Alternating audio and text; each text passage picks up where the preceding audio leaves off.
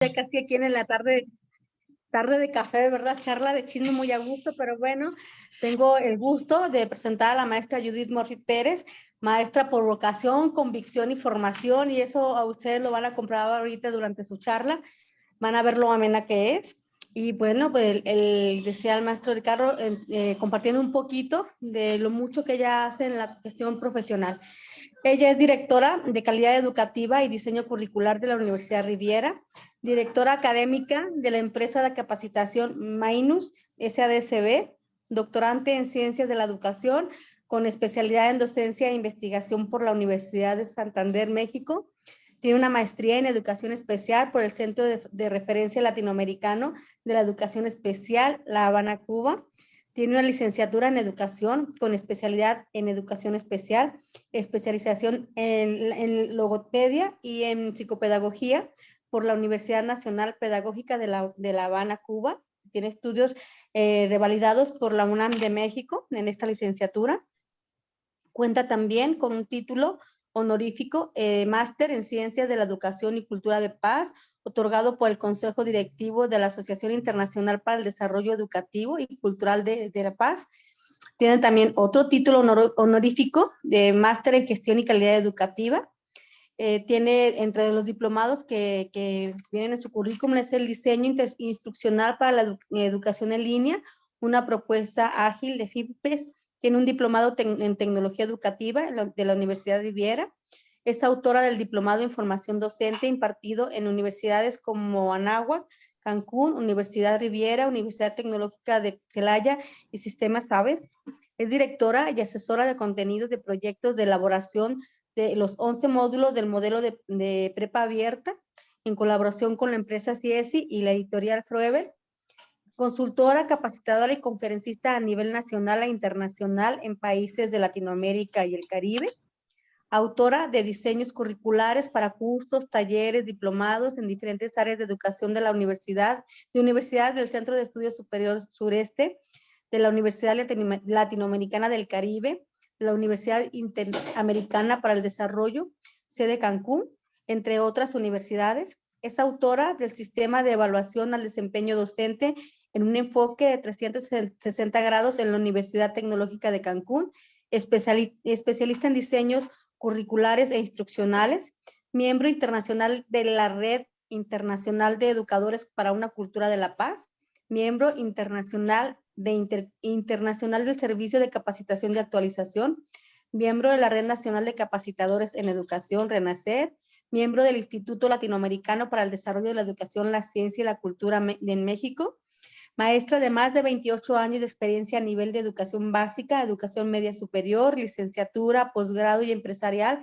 de la Universidad de Anáhuac, Cancún y multisede, también de la Normal Superior de Quintana Roo, entre otras universidades. Tiene reconocimientos como maestra de excelencia, el reconocimiento Cosimarty de La Habana, Cuba, el reconocimiento como líder educativo internacional por el Consejo Mundial de Académicos Universitarios, un reconocimiento al ser egresada con éxito por la Universidad Pedagógica de Cuba en el Congreso Internacional de Formación Docente e Investigación Educativa y en docencia de La Habana, Cuba, y un certificado de calidad profesional internacional por el Centro Brasileño de Sequía Científica. Es educadora e investigadora de la paz por la Red Internacional de Educadores para una Cultura de la Paz en Lima, Perú. Es un poquito de lo mucho que ella hace y no lo incluyó en su currículum, pero actualmente lleva a la práctica un proyecto llamado Autotraprofes, que es una magnífica experiencia y es una forma de acercar el conocimiento y la enseñanza a los docentes de cualquier región del país. Es un gusto, les dejo el micrófono con la doctora Judith, que más allá de este extenso currículum, ahorita que ustedes la escuchen sabrán que tiene una facilidad y una sencillez para compartir el conocimiento. Entonces, maestra Judith, te dejo los micrófonos y te dejo al grupo por toda esta tarde. Muchas gracias. Sí, sí lo tengo abierto. Muchas gracias, Lupita. Y bueno, qué bueno que dijiste eso último, porque aunque haya un currículum, que bueno, ya son varios años, no es por otra cosa, entonces cuando hay varios años en educación, pues tienes que hacer cosas y no te aburres, ¿no? Entonces, Pues ahí hemos hecho algunas cosas, pero lo que más me gusta realmente es dar clases. Yo cuando estoy en mi salón de clases soy bien, bien feliz y me encanta compartir. El tema que hoy vamos a conversar, que ya le pasé la presentación a Janet y al maestro Ricardo, ya tienen la presentación, con gusto la pueden pasar. Es un tema que me encanta. Vieron que en mi currículum lo que siempre he estado muy conectada, de hecho es lo que estudié, a la educación especial. Y tuve la suerte, porque eso lo tengo que decir así, tuve la suerte que empecé a dar clases desde los 19 años, porque en Cuba era reserva especial del ministro y allá para ser directivo, pues no es muchas veces como acá, que caes de pie o de dedazo. Allá sí tienes que empezar siendo maestra, después tienes que empezar siendo directora, tienes que ir por toda una serie de pasos hasta llegar a ser director. Entonces, los primeros pasos que me tocaron, y doy gracias porque los niños me enseñaron mucho de lo que hoy hago, fue dar clases para niños con trastornos severos del lenguaje. En Cuba a los 19 años empecé con niños de preescolar, luego niños de primero, luego quinto y sexto. Y allá en las escuelas especiales, en la mañana das clases, das todas las materias, y en la tarde, porque la escuela es de 8 a 4, en la tarde das terapia de lenguaje en este caso. Entonces, trabajar con niños con trastornos severos del lenguaje me enseñó muchísimo la importancia de la inclusión y la equidad. Son dos términos que vamos a estar viendo. Y después tuve la suerte igual de que me mandaron a dirigir algo que se llama en Cuba Centro de Diagnósticos y Orientación, que son unos centros que trabajan muy directo con el PAMI, que es el Programa de Atención Materno-Infantil. Entonces se trabaja con las madres desde que están embarazadas con factores de riesgo. Desde ahí empiezas a trabajar con esas mamás y luego ya te remiten las escuelas todos los niños o los adolescentes que tienen alguna situación de riesgo, para que desde las edades más tempranas se empiece a hacer un trabajo preventivo, que es lo más importante. Y ya después, bueno, en los casos necesarios, un trabajo más de intervención.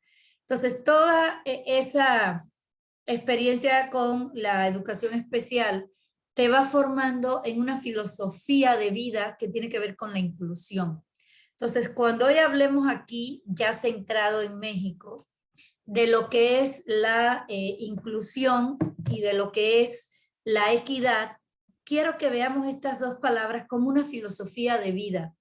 No porque empleemos, es un punto de vista muy personal, no porque empleemos, digamos, un lenguaje inclusivo de todes, que para mí es algo incorrecto porque es una falta gramatical tremenda de sintaxis, y no estoy de acuerdo con eso. El que está de acuerdo lo respeto, estoy diciendo mi punto de vista. La inclusión va más allá de eso, ¿ya? La inclusión va a vivirla, a tenerla como filosofía de vida y a que veamos que cuando trabajemos inclusión no es solo con aquellos estudiantes que requieren determinadas necesidades de apoyo, sino es con todos. La inclusión, cada uno de nosotros se debe de sentir incluido en su familia, en su hogar, en la escuela. Eso es tener una filosofía de inclusión. Entonces quiero que vean este tema que les voy a dar hoy desde ir llevando los términos de inclusión y equidad a una filosofía de vida. Entonces quería darles esa panorámica. Voy a compartir, un momentito, y en lo que comparto, que estaremos viendo hoy fundamentalmente, pues yo más que poner así inclusión y equidad, que son los términos que vamos a ver, quise cambiarle un poco el nombre a Educación Inclusiva, Camino hacia el Amor, porque realmente cuando somos personas inclusivas empezamos a ser menos cuestionadoras de las actitudes, empezamos a ser menos criticonas o criticones, y fíjense que no digo críticos, son cosas diferentes. Y entonces empezamos a aceptar a todos con sus potencialidades, pero también con sus necesidades. Entonces, Vamos a estar hablando hoy de lo que es estos términos de inclusión y equidad desde nivel internacional hasta caer en México para entenderlos por qué, cuál ha sido ese camino que han tenido cuestiones importantes y bien hechas en México. Tristemente, a veces están muy bien hechas en el papel, pero no se aterrizan pues bien de parte de las instituciones responsables. Y vamos a ver también caer en cómo nosotros, como maestros, que es lo más importante, podemos accionar en la escuela y accionar en ese microcurrículo que es el aula. Entonces vamos a ir trabajando estos elementos. Con toda confianza, si mientras yo voy explicando algo, hay un término que cree duda o hay un término o una expresión o lo que ustedes consideren con la que no están de acuerdo y quieren participar en ese momento, por favor levanten la mano y ahí Janet, por favorcito, si yo no lo veo, me avisas y en ese momento con todo gusto, ¿ya? Para que también no tengan que esperarse hasta el final cualquier situación. Entonces, bueno, esta es una frase que a mí me encanta. Dice, hay muchas formas de discapacidad. La única peligrosa es no tener corazón. ¿Ya? Entonces, porque la discapacidad es una condición. Cuando hablamos de discapacidad, no es un término incorrecto. Esto quiero dejarlo claro también. Desde la Organización Mundial de la Salud, maneja el término de discapacidad y no lo maneja como algo peyorativo. Discapacidad es no tener un órgano o no tener una función. Si a mí me falta un brazo, tengo una discapacidad motriz porque me falta ese brazo. Pero eso es un término clínico, no es peyorativo, no es malo. ¿Dónde está la parte negativa en la minusvalía? Es un resultado de la espérenme, que se me... De la minusvalía, porque la minusvalía, que es un término también de la Organización Mundial de la Salud, tiene un enfoque social. Por ejemplo, o sea, a mí me falta un brazo, pero en mi casa o en la escuela, yo tengo los pasadores para aguantarme, yo tengo otros apoyos, pues ya no soy minusválida. Minusválida tiene un sentido de discriminación social.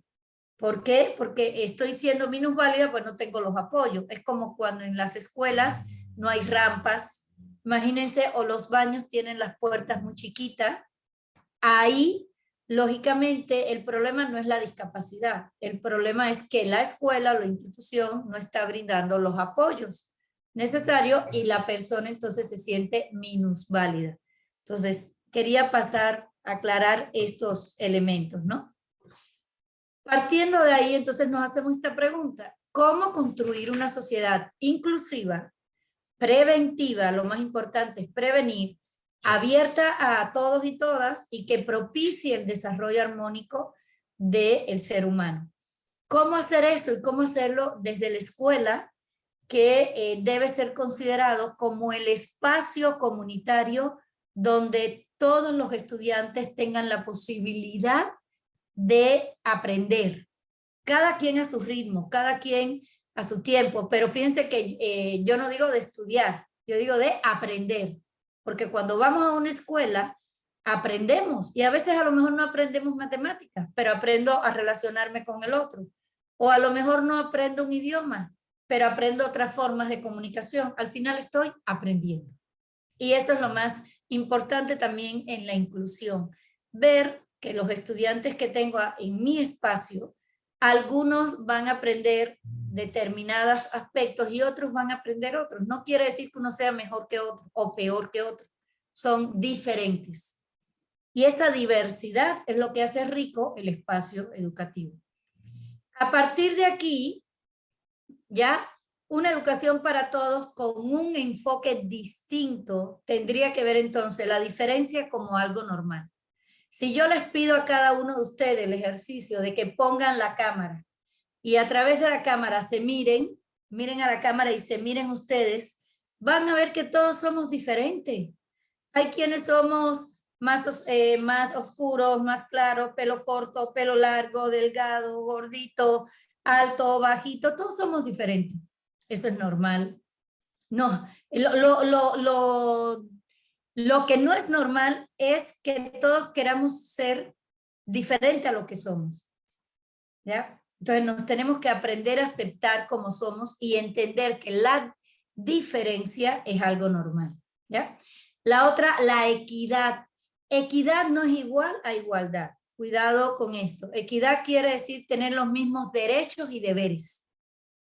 Porque por lo mismo, ninguno de nosotros somos iguales. Ninguno tenemos los mismos gustos. Ninguno tenemos la misma forma de aprender.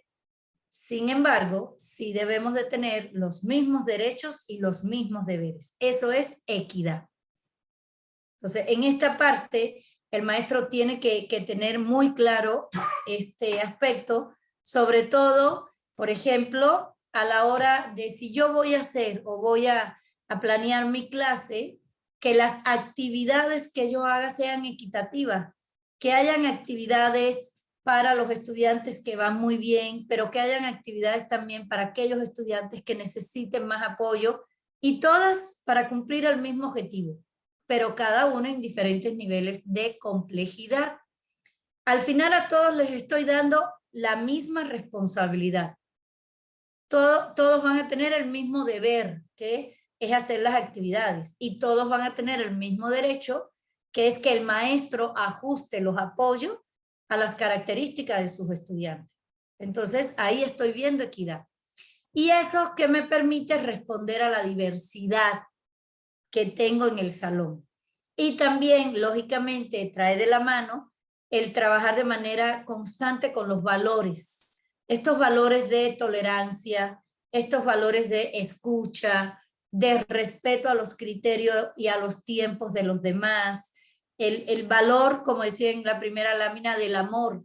Cuando un maestro tiene el valor del amor intrínseco, realmente le es muy fácil establecer empatía con los estudiantes. ¿Ya? Entonces, eso hay que desarrollarlo en nuestros estudiantes, primero que todo con el ejemplo. ¿Ya? Los valores en las escuelas, cuando yo veo que dicen voy a trabajar los valores con estas actividades y después veo al maestro y veo que él nada que ver con las actividades que va a poner, pues no hay una congruencia. Y entonces al no haber una congruencia, pues no se aprenden valores, porque como mismo nos damos cuenta nosotros, los estudiantes también. Entonces los valores va más con el ejemplo.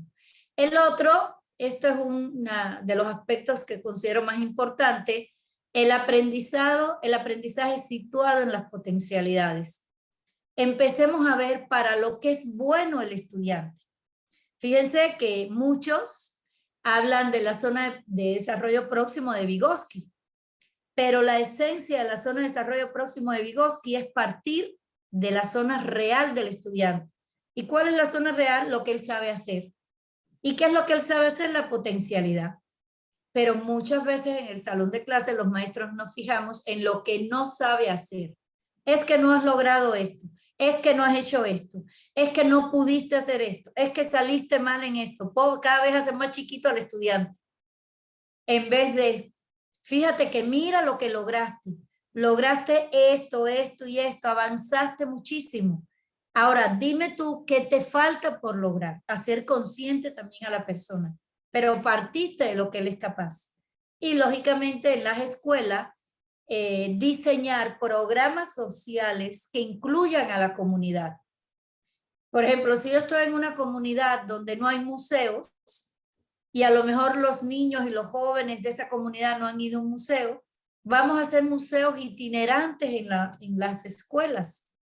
Y ahí estoy propiciando esa, primero, equidad, que a lo mejor no puede ir a un gran museo, pero yo le estoy llevando desde mis potencialidades, desde mis posibilidades como escuela, un museo itinerante, armado por los propios niños, por los propios maestros y con la integración de la familia.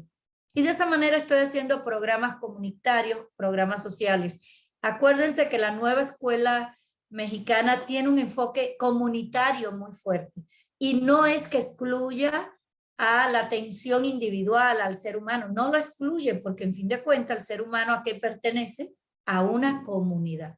Entonces esos son algunos aspectos que hay que ver en este trabajo por la inclusión y por la equidad. Partiendo de ahí, háganse estas barreras, ¿no? ¿Quiénes experimentan las barreras? ¿Cuáles son las barreras? cómo se pueden minimizar estas barreras para el aprendizaje y la participación social, qué recursos están disponibles, cómo se pueden generar recursos adicionales. Y bueno, esto es nada más un poco de chiste, pero es real. Y dice, la sociedad es así.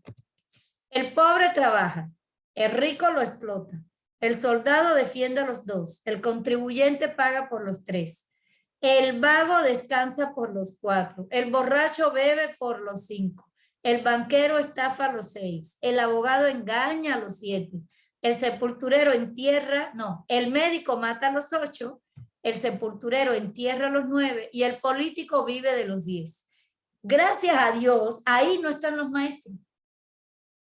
¿Por qué razón? Porque realmente, aunque esto ha disminuido un poco y muchas veces también tiene que ver con nosotros mismos, el respeto que la sociedad tiene por el maestro siempre se va a ver. Cuando uno llega a un lugar y dice que es maestro, enseguida te tratan diferente. Entonces yo creo que los maestros, si nos hacemos, yo creo no, yo sé, que si los maestros nos hacemos estas preguntas y decimos, si nosotros somos el agente transformador de una sociedad, ¿por qué no entonces empezar a cambiar los estigmas que hay en cómo atender a la diversidad desde el maestro? Y entonces empezar el maestro a trabajar estas políticas de inclusión, y no solo de inclusión a las barreras de aprendizaje, y no solo de inclusión a estos niños que tienen determinadas barreras para el aprendizaje y la participación, sino también de inclusión entre los mismos maestros, que ustedes saben que a veces en el entorno educativo, sí o no, los maestros a veces nos hacemos bullying. Piénsenlo. Sí o no, los maestros a veces nos criticamos o nos ocultamos información, o yo soy mejor que lo, en vez de incluirnos también. En el ámbito educativo también hay un serio problema en el trato hacia la mujer, hacia las mujeres educadoras. Eso también es inclusión. ¿Qué puedo hacer como maestro y como maestra para incluirnos? Y me encanta esta frase, ¿no? Te quiero y quiéreme mucho. Y con los niños, pues esta parte de hacer programas por la paz, como viene ahí, programa del Día de la Paz, hacer programas donde todos los estudiantes aporten desde, y cuando digo aporten, no es aportar dinero, es aportar acciones, aportar estrategias, aportar actividades donde todos participen y entonces vean que todos están incluidos. Partiendo de ahí, entonces, ¿qué podemos hacer para apoyar en ir disminuyendo estas barreras? Primero que todo, la labor de la educación. Acuérdense que la esencia de la educación es formar. Entonces, formar a todos desde sus potencialidades. La parte de la prevención, los maestros, sobre todo los maestros de preescolar y las educadoras, tienen una labor tan importante en la prevención, porque ellos son los que toman los niños en sus primeras edades. Y en esas primeras edades se pueden detectar muchísimas dificultades. Los maestros no podemos decir trastorno, los maestros no podemos decir de alteraciones, porque no somos especialistas, pero los maestros sí podemos detectar situaciones de aprendizaje, por ejemplo, niños que constantemente, cuando les preguntan a ustedes, ¿qué dijo? Y todo el tiempo miran la cabecita de lado. ¿Qué dijo? Y me lo vuelve a explicar, pero eso es una constante. Si en preescolar una maestra detecta esto, no es etiquetar al niño, ay, es que no atiende. Maestra, mamá, ¿por qué no lleva al niño con el otorrino? Yo veo que todo el tiempo se inclina del ladito derecho y le tengo que estar repitiendo, a lo mejor no escucha bien, ¿por qué no lo lleva? Yo he detectado y le he dicho así a las mamás, y muchas veces cuando lo llevan al otorrino en esas edades, generalmente tiene un tapón de cerumen tremendo, así, en el oído, de suciedad, de muchas cosas, y el niño no escucha no porque sea sordo o porque sea hipoacúsico, que es disminución de la audición. No escucha porque tiene los oídos sucios, pobrecito. Lo atienden en el otorrino y chirrin chirrán, ya empezó a atender bien. Ahí prevení ya una situación de aprendizaje. Ahora, hay niños que, por ejemplo, en preescolar vemos que todo el tiempo están inquietos. Ustedes los ven sentaditos así y la maestra dice, ¡ay, qué hiperactivo! Y otras veces comete el error de decir imperactivo, que nada que ver, pero bueno. ¡Ay, qué hiperactivo! Y me lo manda a la consulta y cuando yo lo veo, el niño tranquilito. Cuando hay un problema de conducta, ese problema es en todos lados y en todo momento. El niño tranquilito y se mueve un poquito, pero en su espacio. Y ahí le digo, antes de hacer un diagnóstico, le digo, mamá, por favor, llévelo con el médico, con el pediatra que le haga unos seriados. Cuando le hacen los seriados, el niño tenía tremenda parasitosis. Y lógicamente le pica el fondillo, y le pica el fondillo y se rasca porque tiene parásito, pero no es hiperactivo. El niño no tenía ninguna hiperactividad. Simple y llanamente se lo estaban comiendo los parásitos, pobrecito, y estaba inquieto. Entonces, en todo esto, los maestros de preescolar pueden prevenir, por eso es un trabajo inter y transdisciplinario, para entonces yo poder observar a ese niño, poder hacer acciones de prevención y remitir al niño o al joven con los especialistas para poder nosotros como maestros trabajar la parte educativa y con toda la terapia y la intervención del especialista complementar y enriquecer este trabajo. Entonces, la labor de prevención es súper necesaria y también la de intervención cuando ya a los maestros nos orientan, nos preparan en cómo trabajar con estas barreras. ¿Por qué? Y me encanta esta imagen. Con este apoyo mutuo, miren, juntos podemos conseguir lo que solo soñaríamos por separado. Fíjense que a una persona le faltan los brazos y al otro las piernas. En el aprendizaje es así. Entre todos aportamos elementos para que se pueda dar este proceso. Entonces vamos a ir entrando, una vez que hicimos esta reflexión, en estas preguntas. ¿Por qué la necesidad de la educación inclusiva? ¿Qué es la educación inclusiva? ¿Y cómo podemos implementar la educación inclusiva? A partir de ahí, vamos a hacer este análisis de la educación inclusiva tanto a nivel internacional como a nivel nacional.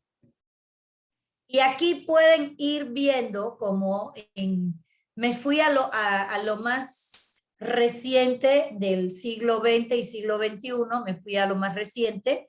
Vean cómo en 1990 se da la Cumbre Mundial a favor de la infancia en Nueva York. Desde ahí se empiezan a ver los elementos de los derechos del niño y la necesidad de esta inclusión y de esta equidad. Luego, esto es una conferencia, la conferencia de Salamanca de 1994, que marca una diferencia. De hecho, en esta conferencia, en muchos países que habían escuelas especiales, empiezan a crearse las condiciones, no fue de un día para otro, empiezan a crearse las condiciones para ir poco a poco en la enseñanza general, ir preparando a los maestros, ir dotando de especialistas como logopedas, psicopedagogos, psicólogos en la escuela para que estos estudiantes estuvieran o integrados, hay una diferencia, o 100% incluidos en la educación. Esto empieza desde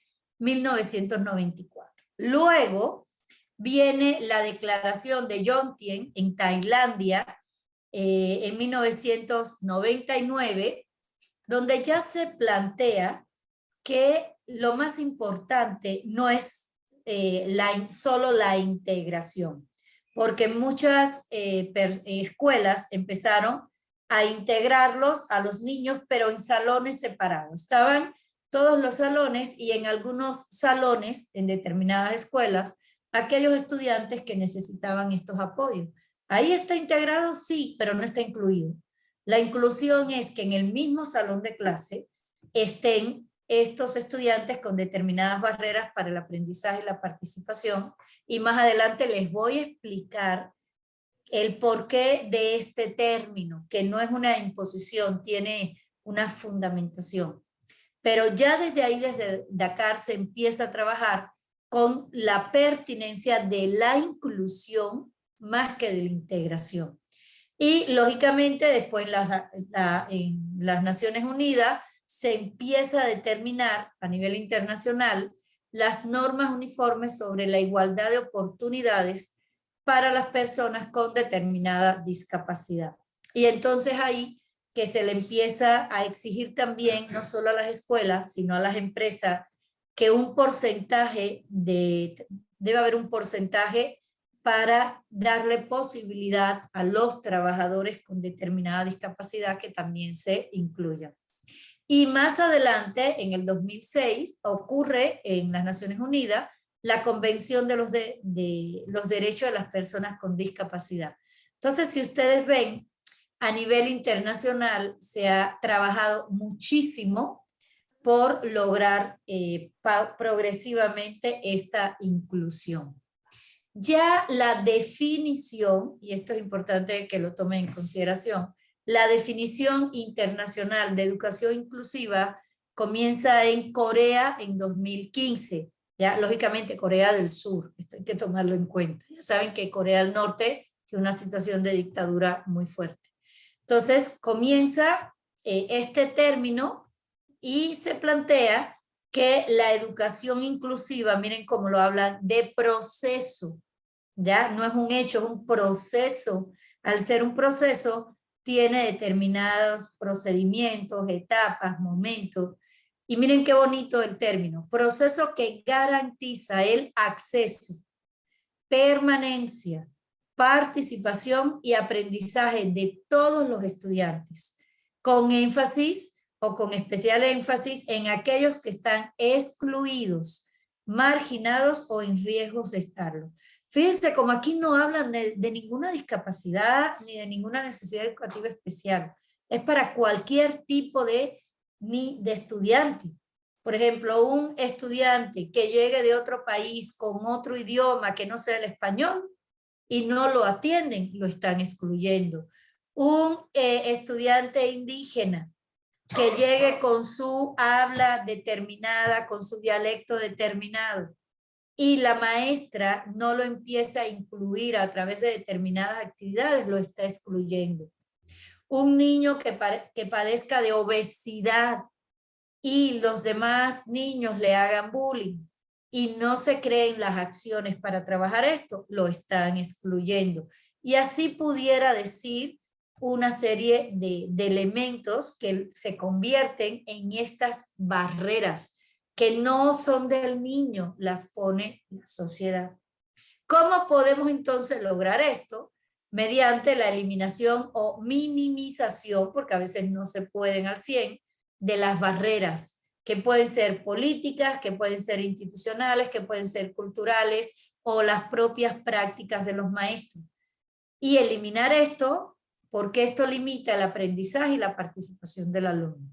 Entonces, para que vean que esto no es algo que se empieza a trabajar en México a partir del cambio de la Constitución, artículo 3º, en el 2019, donde se pone la palabra inclusión, y luego veremos en el artículo 41, donde se habla de estos términos. México lo asume, pero donde primero se empieza a hablar de estos elementos es en la definición internacional de educación inclusiva de Corea en 2015. ¿Qué sustenta? ¿En qué se sustenta esta definición? Lógicamente en estos elementos. Equidad, ya dije lo que era, igualdad de oportunidades, derechos y deberes. Justicia, los aspectos con los que trabajamos, las acciones, tienen que estar cargadas de una justicia. Igualdad, lógicamente, e interdependencia. Esta necesidad de que la escuela, la familia, la comunidad trabajen de manera integrada para poco a poco, esto no es de un día, ir conformando una sociedad que reconozca y valore la diversidad. Por eso en una de las láminas anteriores estaba reconocer que ser diferente pues es algo común, ya reconocer esa riqueza de la diversidad. A partir de ahí, espérenme, como que se me bloqueó. A partir de ahí, ¿por qué es necesaria? Y esta imagen me encanta, de igualdad y equidad. Vayan, ahorita la analizamos. ¿Por qué la educación inclusiva e intercultural? ¿Por qué? Porque debe ser entendida como una estrategia para luchar, para transformar cualquier exclusión social. ¿Ya? Esto es importantísimo. Y además porque permite potenciar y valorar la diversidad. Entonces, en esta parte, estos términos de diversidad, respeto, participación desde la comunidad, por y para la comunidad y dentro de una estructura intercultural.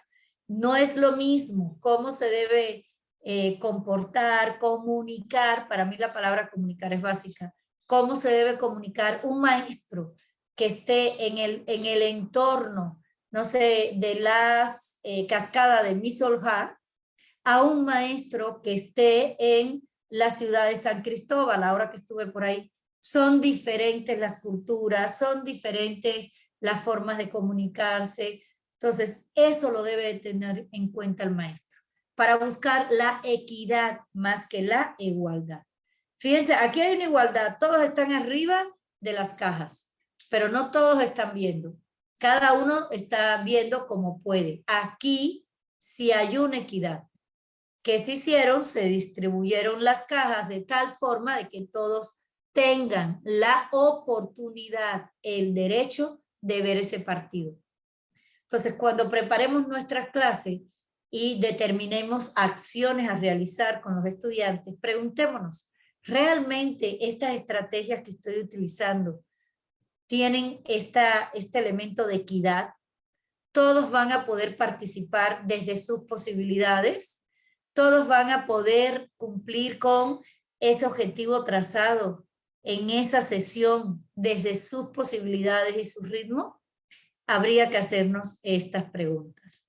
A partir de ahí, muchas veces ha ocurrido que hay como una dicotomía, una diferencia de términos entre qué es inclusión educativa o educación inclusiva. ¿Por qué? Porque entonces vamos a ir caminando de esa exclusión hacia la inclusión. ¿Cuál es el término correcto? Educación inclusiva, porque la educación implica formar y yo te formo en esa inclusión. Que si yo digo inclusión educativa es yo te incluyo desde las estrategias, pero no te incluyo desde la filosofía de vida de educar a una sociedad inclusiva. Por eso es que la sociedad ha ido progresando. Primero, ¿ya? Desde que se comenzó a hablar, por ejemplo, Binet con los test psicométricos que empezó a hacer esta diferencia de coeficiente de inteligencia, desde que se empezó a hablar con el autor del síndrome Down por su apellido, y antes no se le decían síndrome Down, antes se les llamaba mongólicos, por el parecido con los ojos rasgados de los mongoles, de ahí viene el término. Y entonces estas primeras personas con determinadas condiciones, a mí me gusta la palabra condición porque nos segrega, con estas condiciones eran muy segregadas, realmente los tenían escondidos, los maltrataban, en algunas culturas los veneraban y en otras decían que eran personas despreciables. En fin de cuentas, la sociedad fue avanzando y hacia el siglo XIX comienza con esta etapa, aceptación, benevolencia, caridad. En muchos países empezaron a crearse las casas de asistencia. México fue uno de los primeros países en Latinoamérica, en 1800 y tanto, en crear la primera escuela para niños sordos, entre otras. Entonces, México en este sentido fue uno de los primeros en impulsar esta etapa de aceptación y de benevolencia a las personas con determinadas condiciones. Luego, como ustedes pueden ver, en el siglo XX comienza a todo el trabajo por la integración Y es en esta conferencia, Salamanca, de 1994, donde se empiezan a determinar estos términos de integración e inclusión. Y antes de Salamanca se hablaba de defecto. De hecho, la carrera se llamaba, en vez de educación especial, se llamaba defectología. Fíjense qué nombre tan fuerte. Estudiabas licenciatura en defectología, que los primeros países en Europa fueron, por ejemplo, Unión Soviética, la extinta Unión Soviética, en Polonia, ya en España, hay mucho desarrollo en España, y acá en Latinoamérica, México, Argentina, Chile y Cuba. Fueron países que trabajaron muchísimo por toda la integración. Y luego, ya en la actualidad, ustedes vieron, desde el 2000 y ya 2015 en Corea, se determina todo el término de inclusión, y más, fíjense, que trabajar con las necesidades educativas especiales es la gran diferencia. La inclusión es el enfoque de educación para todos, no solo con las necesidades educativas especiales. La inclusión es la filosofía que lleva implícito esta educación para todos. Y esa progresión se ve muchísimo más claro ya en la UNESCO a través de la OECD con los Objetivos de Desarrollo Sostenible 2030, la Agenda 2030, que primero, como hace un rato les mostré, comenzó a trabajarse en Tailandia, en Dakar, y luego en Corea en 2015. Y ya en la Agenda 2030 se definen que los toma en cuenta México para poder determinar su artículo 41. En el objetivo 4, cuando ustedes le digan o le pregunten cuál es el objetivo de desarrollo sostenible 2030 que habla de la educación, el objetivo 4. Y miren lo que dice: garantizar una educación inclusiva y equitativa de calidad y promover oportunidades de aprendizaje permanente, ¿ya? Para todos. Por ejemplo, en los hogares de ancianos. En los hogares de ancianos deben de haber estrategias de inclusión de los ancianos, porque el aprendizaje es permanente y es para todos. No es solo a nivel de las escuelas. Miren en 4.4, asegurar el acceso, y esto tiene que ver también con equidad. Asegurar el acceso en condiciones de igualdad para todos los hombres y las mujeres a una formación técnica, profesional y superior de calidad, incluida la enseñanza universitaria. Vean cómo vamos desde preescolar hasta la universidad con estos términos de inclusión. Y en el 4.5, lo que les decía hace un ratito de los hombres, las mujeres, eliminar las disparidades de género en la educación y garantizar el acceso. Acuérdense que ustedes también en los principios filosóficos de la nueva escuela mexicana tienen los términos de accesibilidad, asequibilidad, equidad, inclusión. Vean cómo en este sentido hay una gran relación y tiene sus fundamentos en estos planteamientos internacionales de la UNESCO y de la OCDE con los objetivos de desarrollo 2030. Y aquí les puse los fundamentales. Partiendo de este análisis, vamos a caer entonces en México. Ya tenemos toda la dimensión internacional. Y vean cómo fue progresivo este avance de aceptación, integración y ya inclusión. Vamos a ver cómo en México pasa lo mismo. Miren, en el 2019 en México se crean, en el siglo XIX en México se crean escuelas para sordos y ciegos.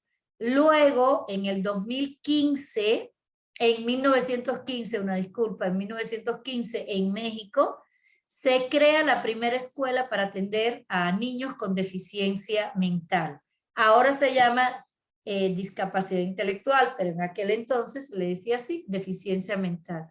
Acuérdense que los términos los determina o se determinan a nivel internacional en el DSM-5, ya vamos por el 5, en el DSM-5 se determinan todos los conceptos de estas deficiencias y también ha ido evolucionando. Entonces, miren, después, y esto es un dato bien interesante, en 1970, por decreto presidencial, se crea la Dirección General de Educación Especial. Y ahí ya se empieza a prestar atención a las deficiencias mentales, a los problemas o los trastornos de audición y lenguaje, toda la parte de los impedidos físicos y motores y los trastornos visuales. Luego en 1980 se empiezan ya a crear espacios pues separados y todavía existen como son los CAN para atender a estas condiciones que tienen sobre todo los niños con determinada discapacidad intelectual, auditiva, visual. Y en 1993 se reformula el artículo 3º constitucional y se promulga la Ley General de Educación y se reorienta, fíjense cómo coincide, se reorienta toda la atención hacia promover la integración educativa. Y entonces, en 1994, vean a nivel internacional, Conferencia de Salamanca, a nivel de México, se empieza a difundir el concepto de necesidades educativas especiales y se promueve muchísimo la atención a estos niños con necesidades educativas especiales, que después el término en algunos países se complejiza aún más y se llama necesidades educativas especiales con o sin discapacidad. ¿Por qué? Porque yo puedo tener un trastorno de lenguaje, como una dislalia, que es un trastorno de pronunciación, más no tener una discapacidad. O puedo tener, por ejemplo, un trastorno específico del aprendizaje, como discalculia, todo lo que es el área de las matemáticas, disgrafia, como es el área de la escritura, dislexia, como es el área de la lectura, y disortografía, como es el área de la ortografía, valga la redundancia, y no tener discapacidad. Por eso después en muchos países se les llamó así, necesidades educativas especiales con o sin discapacidad, y en México se fomenta la creación de los CAN, de los CAPEP en preescolar, de los USAER, y hay varias instituciones, ¿no? Y se crea la Dirección General de Educación, que se restringe a la Dirección General después de Educación Preescolar. Hay una serie de creaciones de instituciones para apoyar esta atención. Luego, acá, en 1997, se empiezan, gracias a Dios, a eliminar, vean los avances, a eliminar las boletas específicas de educación especial, se regulariza la evaluación para todos y se intenta, yo ahí considero que fue muy abrupto el cambio, se empiezan a eliminar determinadas escuelas especiales para empezar con este proceso de integración e inclusión a la enseñanza general.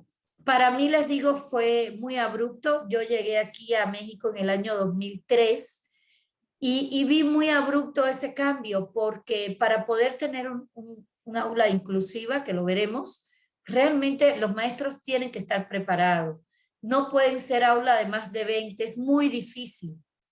¿Imposible? No, pero sí es muy difícil trabajar realmente una inclusión con todas las de la ley cuando tenemos salones con más de 30 estudiantes. Más en la enseñanza básica se hace bastante difícil.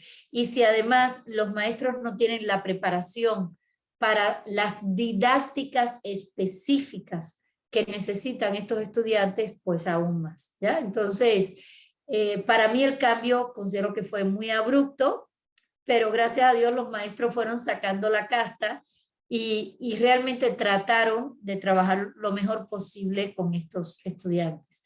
En el 2002 se crea el programa de fortalecimiento de educación especial e integración educativa. Fue un avance bastante bueno para la educación especial en México. Como que se me traba al fin, ya. Y aquí vemos cómo igual se fueron creando una serie de condiciones y de soporte legales para trabajar la educación. Primero, en la Constitución Política de los Estados Unidos Mexicanos, en el artículo 3, plantea la parte de la inclusión. En el 2003, la Ley Federal para Prevenir y Eliminar la Discriminación es una ley que deberían de conocerse en las escuelas, porque, por ejemplo, cuando no admitimos a una niña embarazada o cuando no admitimos en una escuela privada a un niño que de preescolar pasa para primero y todavía no sabe leer y escribir, ahí nosotros como escuela estamos incumpliendo con esta ley. Lo que pasa que a veces los papás no los conocen, pero realmente nos pudieran demandar cuando estas escuelas no aceptan a determinados niños y adolescentes que tienen alguna condición.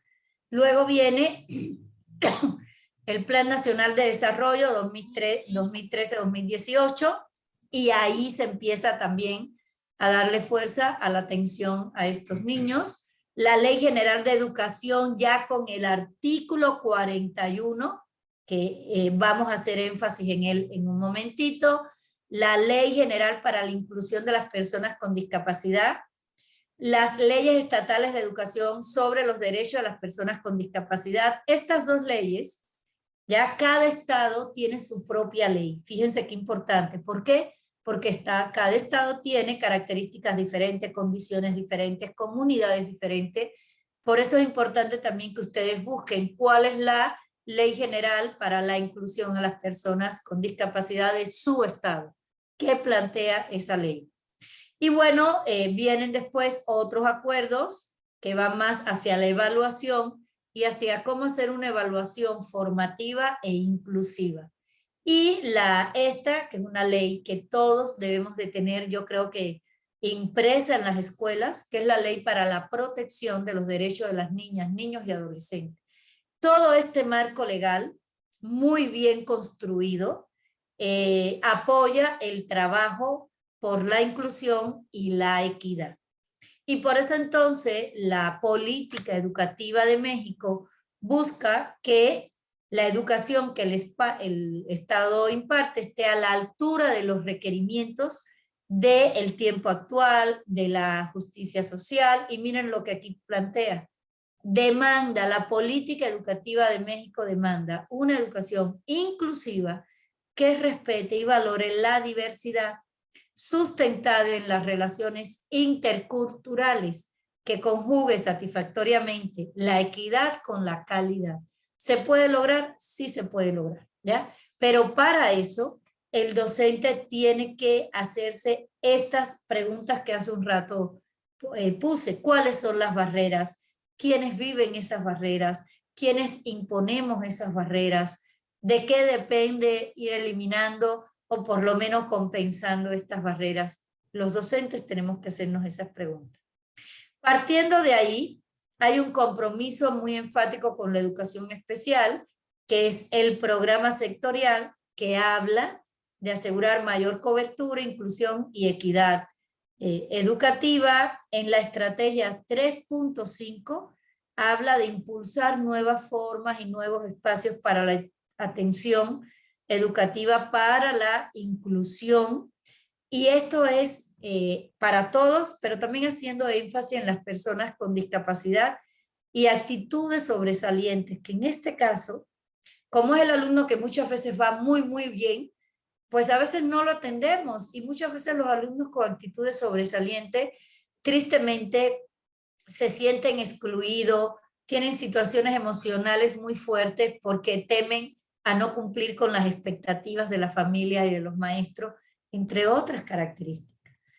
Después vamos viendo, como hace un rato les dije, en el 2007 está el programa para la inclusión y la equidad educativa, que integra 4 componentes fundamentales que tienen como objetivo, lógicamente, la construcción en las escuelas, en las comunidades, políticas, condiciones, acciones para mejorar esta inclusión y esta equidad.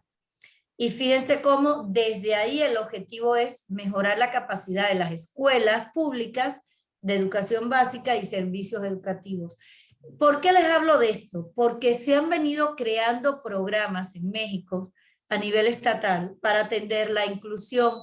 Tristemente, muchas veces no conocemos estos programas y no conocemos que estos programas también le brindan apoyo a las escuelas y a la comunidad. Disculpen ese ruido que escuchan, es mi perrita que está aquí al lado mío, pero es un poco conflictiva, pero hay que incluirla. Por eso está aquí, ¿no? En la conferencia. Entonces, si escuchan ese ruido, es ella que está peleando con cualquiera que pase.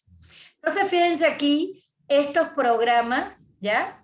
Que son, por ejemplo, de fortalecimiento de la educación especial y la integración educativa, fortalecimiento de telesecundaria, programa de educación básica para niños y niñas de familias jornaleras migrantes. Estos, hay de hecho trenes que los llevan y todos para llevarles maestros, para llevarle educación, y todo el programa del asesor técnico pedagógico. Entonces, son programas que han ido existiendo que para atender esta inclusión y esta equidad, que por desconocimiento muchas veces no los aprovechamos al máximo, ¿ya? Entonces, a partir de ahí, a nivel de México, partiendo de lo planteado por la UNESCO, que es la inclusión, ¿ya? Y esto ya lo estuvimos manejando. Miren lo que dice aquí: proceso orientado a responder a la diversidad de necesidades. Fíjense cómo va más allá de lo que se dijo en Corea 2015. Sigue siendo un proceso, sí, pero ya orientado a responder la diversidad de necesidades de todos los alumnos, incrementando su participación en el aprendizaje, la cultura y las comunidades, reduciendo lógicamente o eliminando la exclusión desde la educación. ¿Y dónde está esa parte de la educación? En la escuela. ¿Y dónde lo vive mucho más el estudiante? En el salón de clase. Entonces, en el salón de clase, veamos si a la hora de trabajar todas nuestras acciones áulicas, tomamos en cuenta estas 4 características. El acceso. Pregúntense, ¿nuestro salón tiene puertas amplias? Nuestro salón permite, o por ejemplo, en nuestro salón tengo letreros con los conceptos fundamentales, con letras grandes para aquellos estudiantes que tienen alguna condición visual. En el salón trato de organizar el salón de tal forma que los estudiantes con determinada condición de conducta los pueda tener a los lados para poderlo estar trabajando con ellos a través de la vista. Tengo las condiciones y organizado el salón de tal forma que determinados estudiantes con déficit de atención no los siente atrás, donde menos va a atender, y los pueda tener adelante. Empezar a buscar los baños en la institución. Los baños en la institución son bastantes como para poder atender la matrícula de la escuela. En la escuela tengo baños con puertas amplias para que entre la silla de rueda. En los baños tengo lavamanos para que el estudiante que está en silla de rueda se pueda lavar las manos. Fíjense, esos son algunos elementos del acceso. La permanencia. ¿Qué acciones de regularización, tutorías, repaso realizo para lograr la permanencia? ¿Qué acciones como trabajar con la familia? No para darles queja, no para pedirles cosas, sino para enseñar a la familia en cómo podemos trabajar con nuestros hijos para ayudarlos en su aprendizaje. Escuelas de padre, seguimiento de ese niño, no al final, sino desde un primer bimestre. Fíjate que tu niño, miren la potencialidad, tu niño avanzó en esto, en esto, en esto. ¿Qué vamos? Esa es la integración. ¿Qué vamos a hacer con él desde ustedes como padre, como maestro, como comunidad, para que ese niño no deje de estudiar y permanezca. Entonces, son acciones de permanencia. Otra, ¿qué hago en mi salón de clase? ¿Qué hago en la escuela para que todos los niños, todos los padres de familia participen en acciones de mejora de la educación? No solo, por ejemplo, si hago ahora que vienen o que pasaron las fiestas por el fin de curso, cuando los maestros, por ejemplo, con tal de que sea una coreografía muy linda, le pedimos dinero, les pedimos trajes fastuosos a los padres de familia, ahí estamos excluyendo a aquellas familias que no pueden cumplir con eso. Entonces, veamos qué hacemos para que la participación realmente sea equitativa y sea inclusiva. Por eso, más que decirles qué hacer, les hago preguntas para que reflexionen. Y con algunos ejemplos que le pongo, pero cada contexto es diferente. Y la otra, relacionada con aprendizaje. Por ejemplo, en el Congreso de ahora de Querétaro, el tema que voy a dar yo se llama así, enfoque para la atención individual y diferenciada. Es un enfoque que se trabaja para desde mi salón de clase yo poder organizar el salón de tal forma y las actividades de tal forma de que pueda atender a los estudiantes de forma individual, pero también de manera diferenciada a lo que ellos necesitan para darles los apoyos que ellos necesitan. No les voy a dar ahora el enfoque, sí los invito a que vayan al Congreso de Querétaro, pero es un enfoque muy bueno que en algún momento también se puede trabajar para lograr un mejor aprendizaje. Entonces, de esta lámina, ¿qué quiero que se lleven? Cuando ustedes vayan a trabajar por la inclusión y la equidad, acuérdense tomar en cuenta estos 4 aspectos. El acceso, la permanencia, la participación y el aprendizaje. ¿Qué acciones hago en mi salón o en mi escuela o en mi comunidad para lograr esto? A partir de ahí, entonces, la educación inclusiva está conformada por un triángulo, ¿ya? Que tiene tres grandes áreas. Las políticas del país, ya se los dije, las prácticas que podemos hacer desde la escuela, desde la familia y desde la comunidad, pero también la cultura. Hay que trabajar por promover la cultura de la inclusión. Cuando logremos un equilibrio entre el conocimiento de las políticas, la aplicación de las políticas a nivel social, el trabajo en las escuelas y el trabajo con la comunidad, realmente estaremos poco a poco llegando a una educación inclusiva.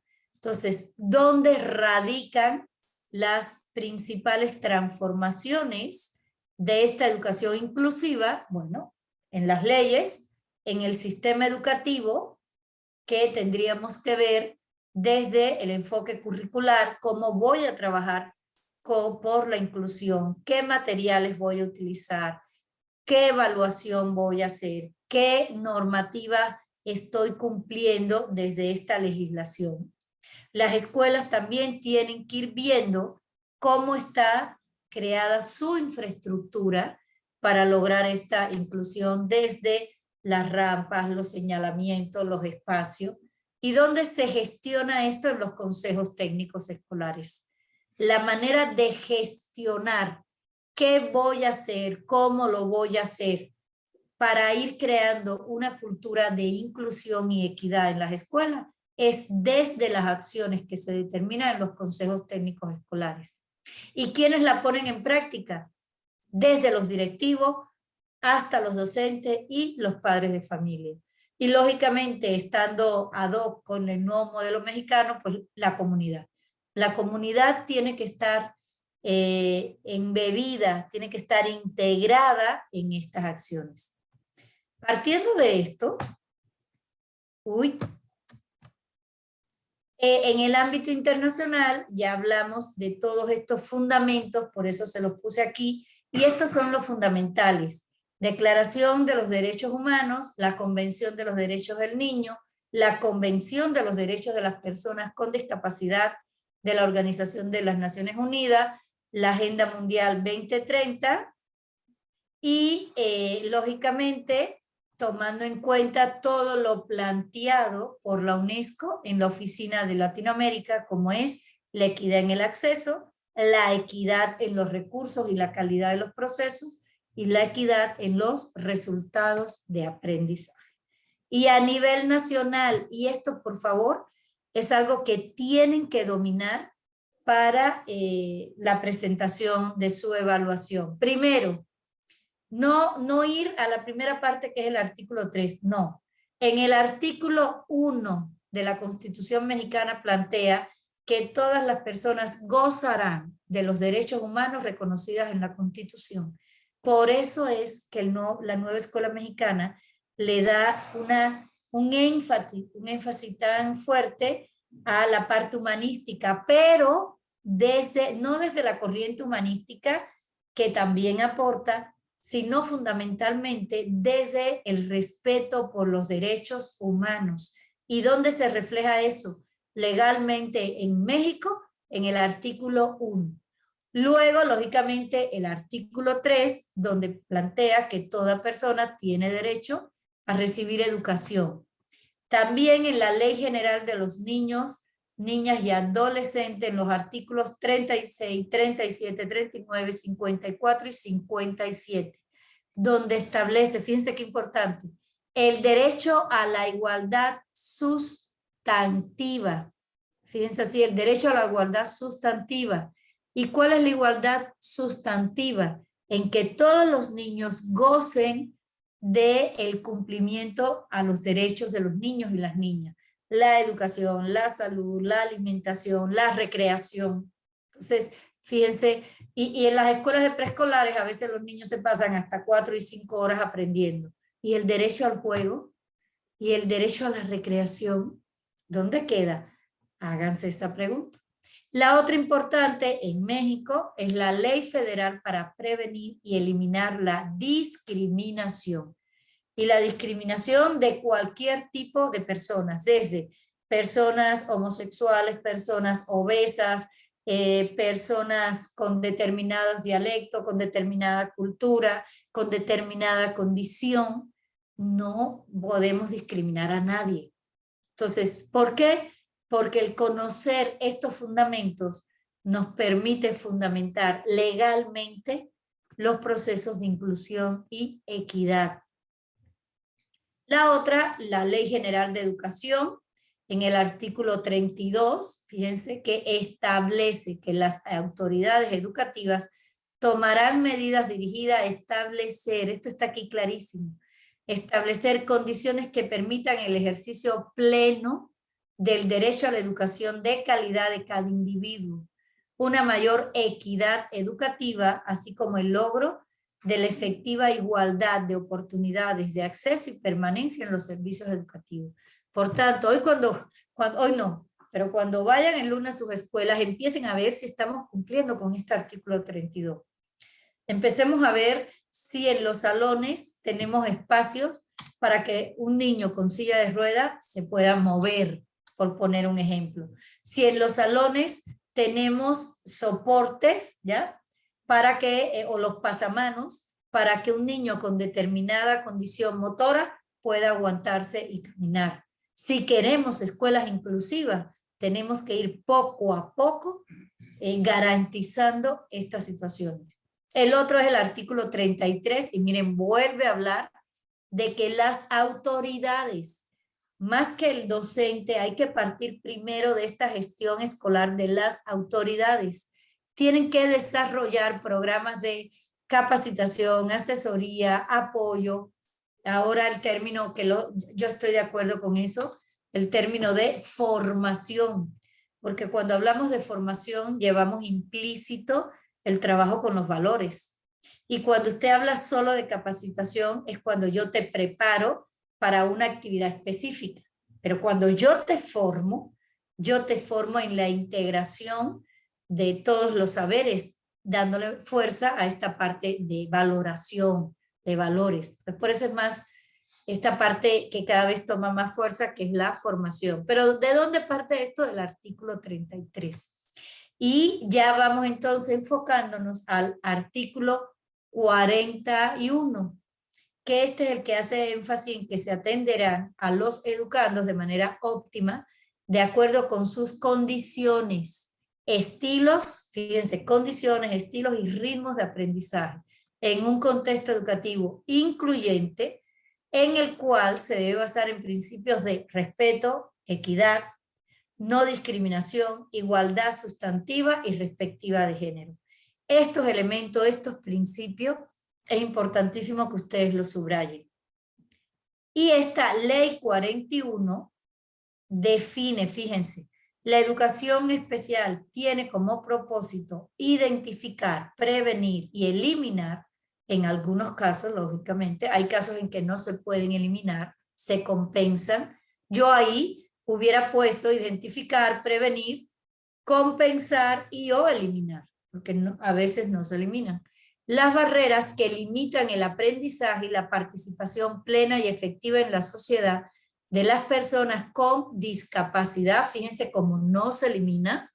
Esto es importante porque además esto es un término, como dije al inicio, que define la Organización Mundial de la Salud, que al ser una organización internacional debemos también respetar sus aspectos. Con dificultades severas de aprendizaje, de conducta o de comunicación, así como aquellas con aptitudes sobresalientes.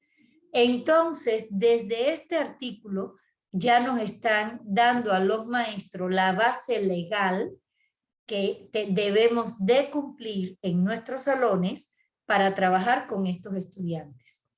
A partir de ahí, hay una serie de términos correctos y de términos incorrectos. Cuando ustedes dicen personas con capacidades diferentes o especiales, eso es un término incorrecto. Es personas con discapacidad o personas con discapacidad motriz, personas con discapacidad auditiva, hipoacusia, que es disminución de la audición, o persona sorda. Estos son los términos correctos y estos son los términos incorrectos, porque aquí lo que estamos es dando la clasificación. Y aquí estamos planteando que es una persona, esto es importantísimo, no es una clasificación, no es una alteración, es una persona que tiene determinada condición.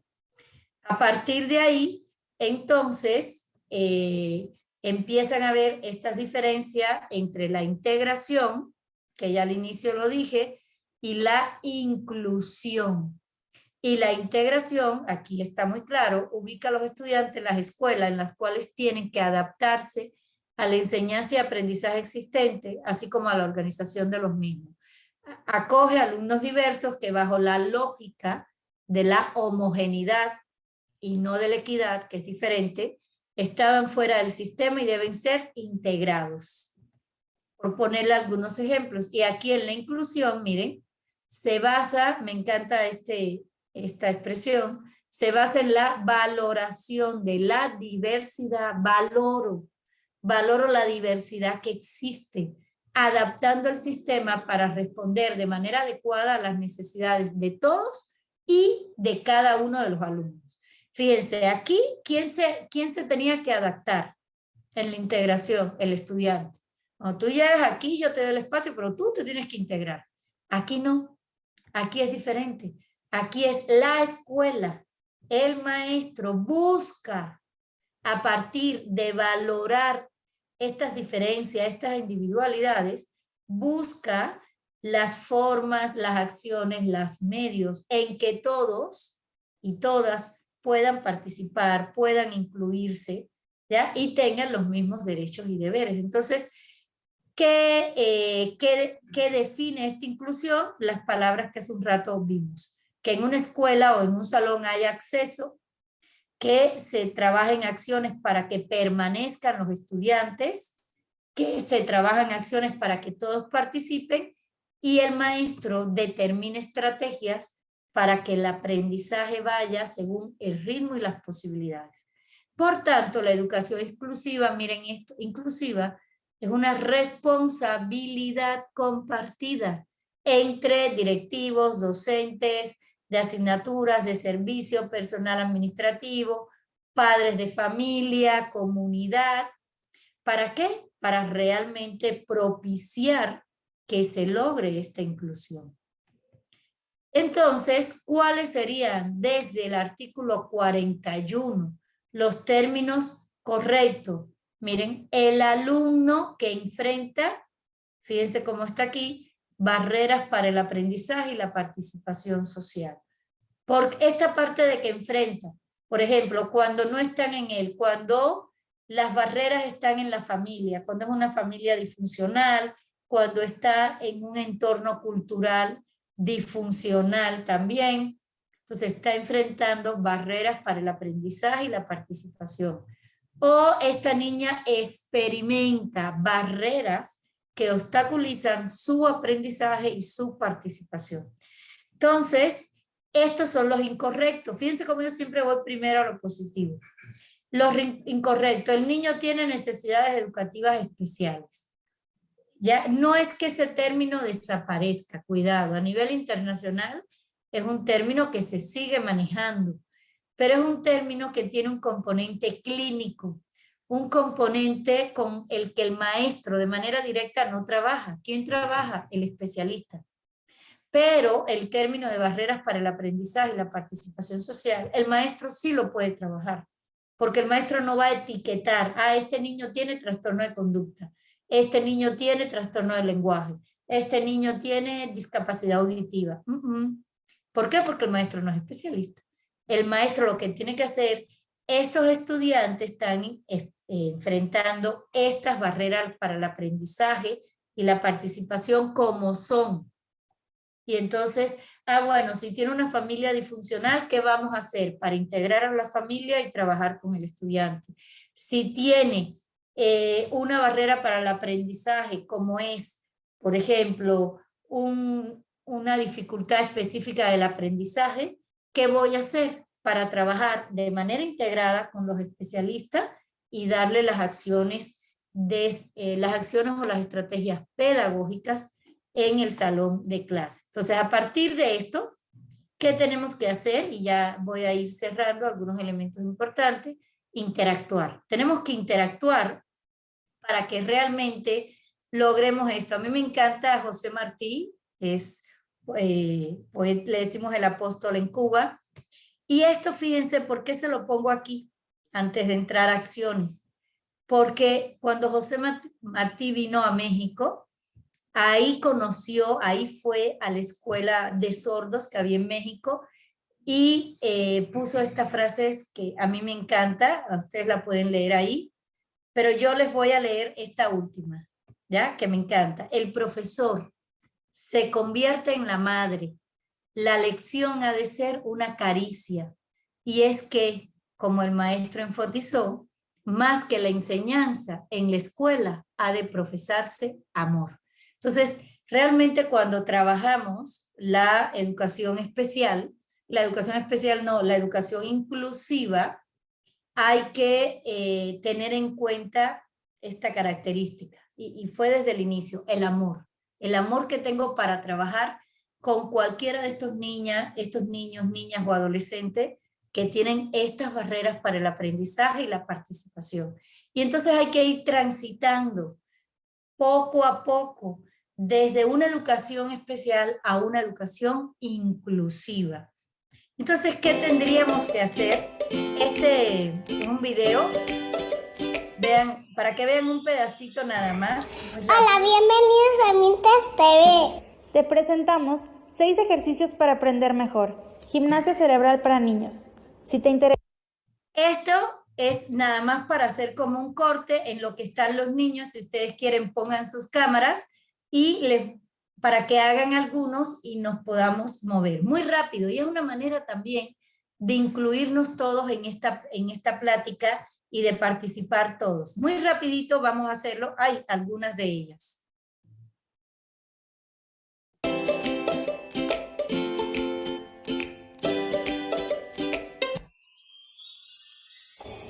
Hola, bienvenidos a Mintas TV. Te presentamos 6 ejercicios para aprender mejor. Gimnasia cerebral para niños.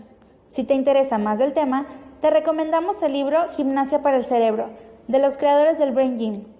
Puedes realizar estos ejercicios diariamente. Solo te tomarán 5 minutos y harán una gran diferencia en el proceso de aprendizaje de los niños. Aparte, levantaremos su autoestima. 2 amiguitas nos ayudarán a mostrártelos. Antes de iniciar, te recomendamos tomar un poco de agua para ir despertando tu cerebro y tus sentidos. Vamos a hacerlo, vamos a hacer algunos de El primer ellos. ejercicio es ganchos o nudos. Para empezar, nos ponemos de pie, levantamos nuestros brazos hacia el frente con los pulgares hacia abajo, Fíjense, estoy cruzamos los sentada. brazos, llevamos hacia el pecho, bajamos hombros, cruzamos nuestros pies, apretamos y soltamos. 8 perezoso. Vamos a hacer Vamos otro. a seguir con la mirada a nuestro dedo índice y simularemos que dibujamos un 8 acostado o bien un infinito.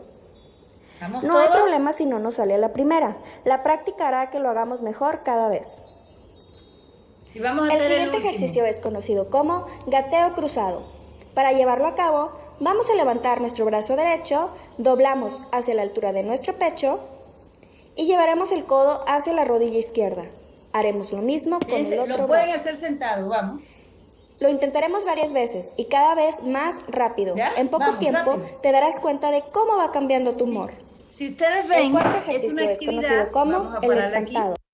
Es una actividad que podemos hacer. Yo lo hice sentado. Imagínense un niño en una silla de ruedas y voy a hacer ejercicios cerebrales en una pausa activa. Entonces digo, bueno, ¿qué puedo hacer? Y entonces hay niños que se pararán y hay niños que se sentarán. Y un lenguaje inclusivo o una actividad inclusiva puede ser, bueno, ahora vamos a hacer este ejercicio todos sentados, para que también el niño que está en la silla de ruedas vea que todos están a la par, la maestra se puede hasta sentar frente a él para que vaya guiándolo y todos participan. Eso es un ejemplo muy sencillo de una pausa activa donde los incluimos a todos. Y a partir de ahí, entonces, los maestros, ¿qué tendríamos que hacer? Estas palabras: prevención a través de la observación, a través del diagnóstico, la detección y la intervención. Entonces, aquí hay unos niveles, no voy a trabajarles en esta parte, esto se los dejé en el material, que son los niveles de prevención que trabaja la Organización Mundial para la Salud. Y muchas veces la prevención primaria se hace desde salud y desde la familia. Nosotros como maestros podemos hacer la prevención secundaria, que es cuando observamos y detectamos estas cuestiones. Por ejemplo, hace un rato le puse la del oído, la del niño intranquilo, pero usted en preescolar puede ver que un niño hace esto todo el tiempo. Ya fíjense, está dibujando y está pegando aquí, cuando lo correcto es, lo mínimo es una cuarta. ¿Ya? Pero lo correcto es estar así, pero el niño no puede, el niño se pega y hace esto todo el tiempo. Posiblemente ese niño esté teniendo alguna condición visual. ¿Cuál es la manera de prevenir? Que el maestro le diga a la mamá, fíjese mamá que estoy viendo que el niño se pega mucho para dibujar, ¿por qué no lo lleva con el oftalmólogo? Ahí está previniendo, porque muchas veces los niños en primer grado les cuesta trabajo los procesos de lectoescritura, no porque no puedan cognitivamente, sino porque no ven bien. Y como no ven bien, confunde las letras, altera el trazo de las letras porque no ve bien. Preveniste, lo llevaste a un oftalmólogo, le ponen la corrección visual y el niño empieza a aprender. Fíjense la labor preventiva, esa es prevención secundaria, ¿ya? Ahora, prevención terciaria es cuando ya está la situación, ya está la condición. Bueno, entonces, ¿qué voy a hacer como maestro para que no ocurran otras situaciones? Por ejemplo, el niño, yo soy un maestro de tercer grado y me llega un niño con tartamudez. Ya la condición está.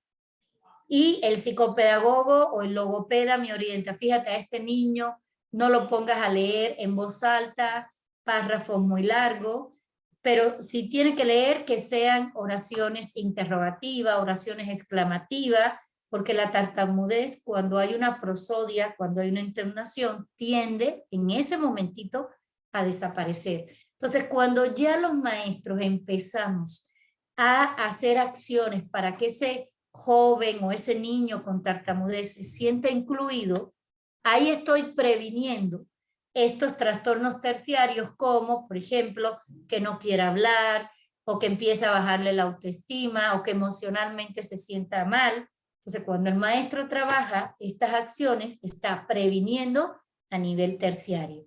Y aquí les pongo algunos elementos para que ustedes los revisen. Y partiendo de ahí, ¿ya? Estas son cuando detectamos las necesidades educativas, son causas. Esto se los pongo a ustedes para profundizar, ¿ya? Para cuando no se queden nada más con lo que les estoy dando aquí, sino que se piquen y digan, ay, voy a leer el material que nos pasó Ricardo a través de Judith, para yo ver cuáles son los factores prenatales, perinatales y postnatales que como maestro necesito conocer para también hacer una labor preventiva. Este tema se los puedo dar otro día con más calma, pero ahora quiero profundizar en estos. Más que en los biológicos, quiero profundizar en estos factores educacionales y pedagógicos que sí tenemos que conocer nosotros al 100. Primero, las características del docente. El docente, alguna de las causas, fíjense, de las causas de que los niños tengan determinada condición, determinada barrera para el aprendizaje, puede ser un maestro insensible, un maestro que las expectativas son inapropiadas, un maestro que no está bien preparado, un maestro que no está comprometido. Estas son barreras para el aprendizaje.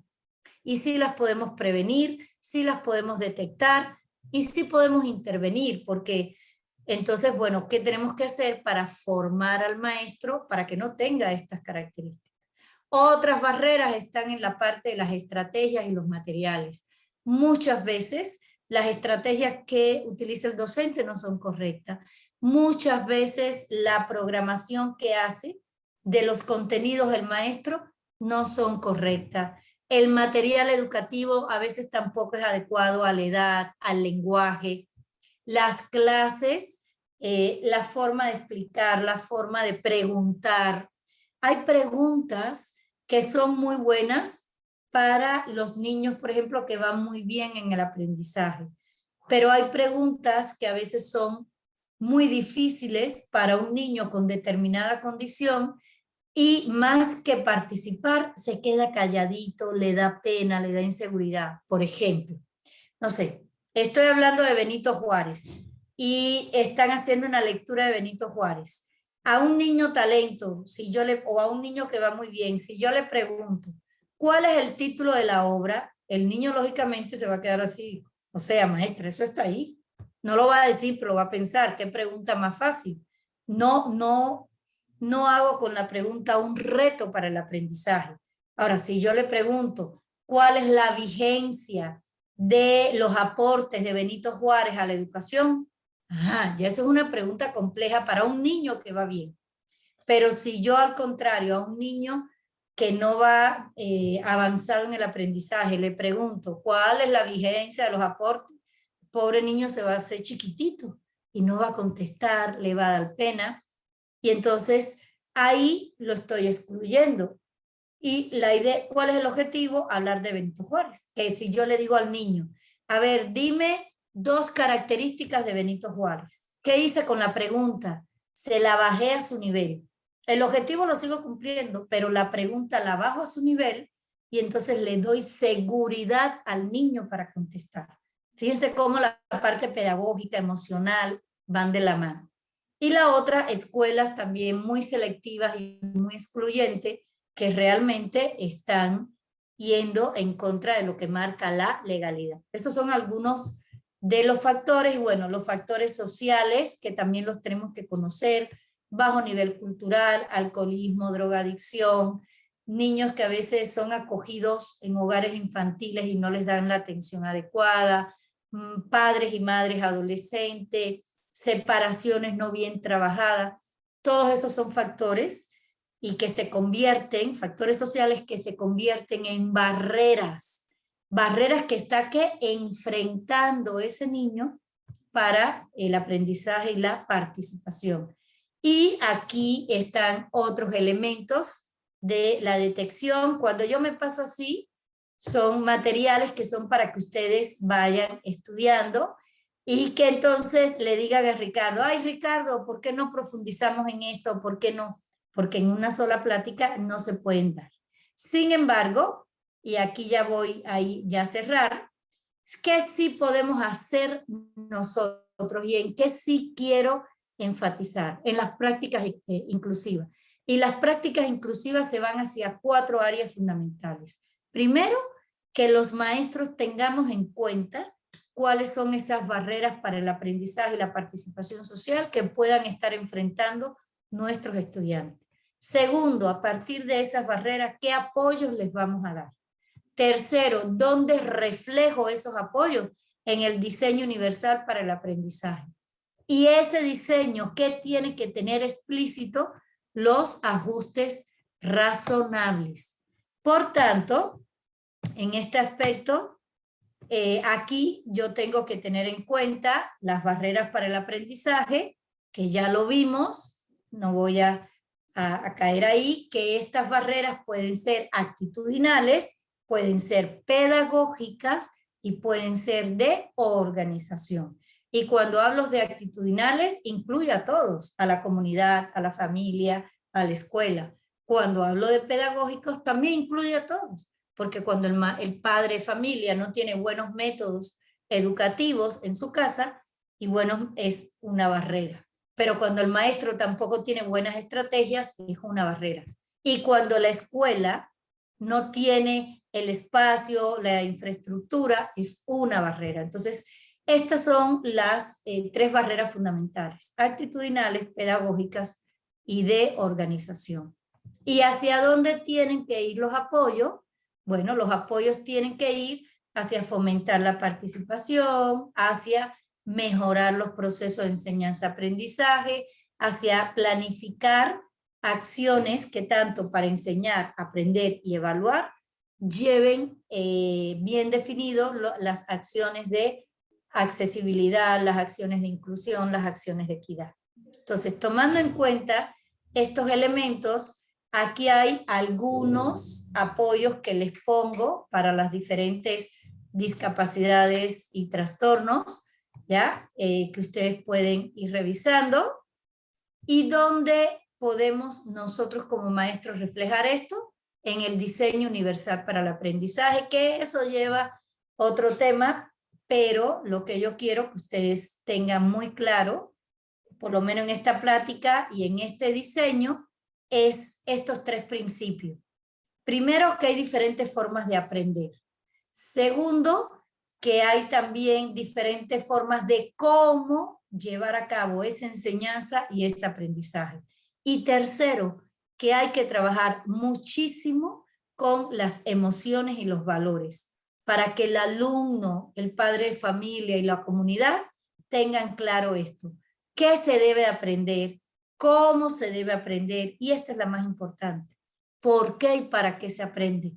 Acuérdense que aprendemos para ser libre.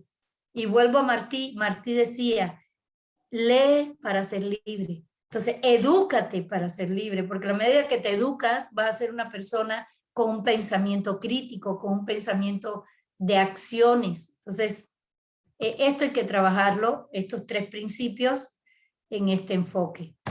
Y cerramos con la parte, se me traba, de lo que nos permite a nosotros o a los niños accesar a ese aprendizaje a través de los ajustes razonables, que van desde las modificaciones y adecuaciones en una escuela, como las rampas, ¿ya? Como pizarrones con letras grandes, con anuncios grandes en el salón, para que se favorezca la parte visual, con la parte también ya de las adecuaciones curriculares, sobre todo las que más hacemos los maestros, que son no significativas, adecuaciones en el espacio, adecuaciones en las metodologías, que bueno, ahora como le llamamos, ajustes razonables. Entonces, estos son los elementos que más les quería hablar. Aquí están los ajustes, la infraestructura, los materiales didácticos, cómo comunicamos desde el salón de clase, los objetos que utilizamos, esto es bien importante tomarlo en consideración, cómo organizamos desde los contenidos, desde lo más simple hasta lo más complejo, desde lo vivencial hasta lo más abstracto. Son aspectos que hay que tomar en cuenta para lograr esta inclusión y esta equidad. Porque si no puedes pasar esto, miren, me encanta esta imagen. Yo soy larguilucha, yo no tengo padre, yo soy pecoso, yo soy bajito, yo soy inmigrante, miren la parte de la interculturalidad, yo soy tímido, yo no me acuerdo nunca de las poesías, yo tengo las orejas como Dumbo, yo uso gafas, yo tengo que llevar aparatos, yo soy hijo único, y está el niño que dice, bueno, yo seré normal, cuando todo esto que ven aquí, toda esta diversidad, es la normalidad. A partir de ahí... 10 consejos para docentes sobre educación inclusiva. ¿Ya? Vean estos consejos. Les voy a poner 3 para que ustedes se enganchen y puedan ver el video después. La escuela es de todos y para todos. Tenemos derecho a elegir qué escuela queremos para nuestros hijos. Al negarle la inscripción a estudiantes con discapacidad, se está vulnerando su derecho a recibir una educación de calidad.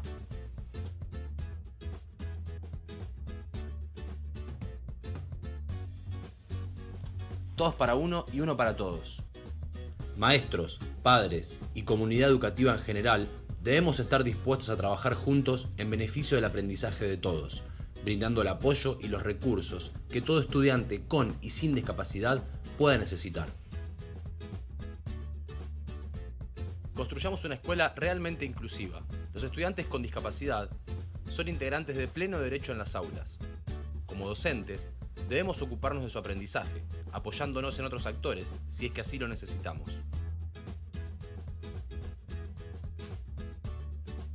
Incluir es respetar la diversidad. Como docentes, debemos ser justos, es decir, trabajar para lograr en cada estudiante lo... Hasta ahí lo quiero dejar el video, nunca soy de poner los videos completos para que se queden enganchados y entonces profundicen más en esta parte. ¿Y qué desafíos tenemos? Pues imagínense, tenemos el desafío de tener compromiso con todo el sector educativo, ponernos metas cada vez más progresivas para lograr esa inclusión, motivar para que los docentes cada vez sean más inclusivos. Hay que tener, esta es la parte más difícil que a veces yo veo, el soporte especializado. Sería buenísimo que en todas las escuelas hubiera al menos un especialista que también apoye al docente en estrategias de inclusión. Pero bueno, esta parte es más difícil, pero se vale soñar. Políticas descentralizadas e intersectoriales para apoyar esta educación inclusiva e impulsar todo el tiempo la participación de la familia y la familia en un contexto comunitario. Entonces, esos son grandes desafíos. ¿Qué otros desafíos? Tener la accesibilidad en la escuela, ir transformando nuestras clases a que sean más inclusivas, una atención y un soporte especializado, docentes inclusivos, motivadores, clases que cada vez sean o responsabilidades claras y progresivas en todos los que están dentro del Ministerio de Educación, dentro de la Secretaría de Educación, alianzas, esta parte es importantísima con la comunidad, y estas, ahí vayan haciendo, yo las voy leyendo, y vayan ustedes haciendo el ejercicio si su escuela es inclusiva, ¿ya? Y si hay cosas que no, pues más que verlo como negativo, bueno, veamos qué acciones hay que hacer para mejorar. Primero, si hacemos actividades donde se promueva la valoración de la diversidad y reconozcan que todos participen, aprenden y aportan algo valioso. Segundo, reconocen que no existe un alumno estándar, todos los alumnos son diferentes. Se adaptan a las necesidades de los alumnos. La escuela se adapta a las necesidades de los alumnos, no los alumnos a la escuela. Garantizan la participación con igualdad y equidad. Consideran los conocimientos, capacidades, actitudes y valores de todas las personas como una fuente de aprendizaje. Minimizan, eliminan o tratan de prevenir la existencia de las barreras para el aprendizaje y la participación. Aseguran el trabajo en equipo de todos los integrantes de la comunidad educativa. Hacen coplaneación, es decir, planean entre maestros, para ver qué apoyas tú, qué apoyo yo, esta parte de la coenseñanza, el alumno me enseña, yo lo enseño, coevaluación entre maestros, entre pares, el lenguaje, hay un lenguaje común entre los profesores, hay una inclusión y un respeto entre la diversidad de los profesores, planean, miren, la enseñanza atendiendo diversos ritmos y diversos estilos de aprendizaje, seleccionan, diseñan y adaptan los recursos según las características de los estudiantes. Esta parte es importantísima, evalúan el aprendizaje teniendo en cuenta contextos, capacidades, intereses y habilidades. Hay un tema que yo doy que me baso en el libro de Fernando Carreño, que es cómo planear una evaluación inclusiva.